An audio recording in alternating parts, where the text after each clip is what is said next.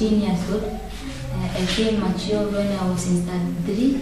They have really done a great job. I thank them for what they've done to me. Since they came to me when I was living in Kalut slum, and now I am a good boy. I was not so that good, but now at least I have something to be afraid of. We have just completed our KCP, our final end of primary education. I hope that I have done very well. The results will be held on the 27th December, and I hope I will pass. And I hope I will pass.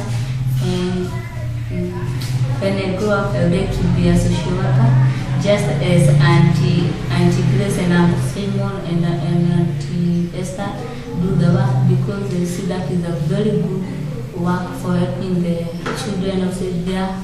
And so let's be good boy.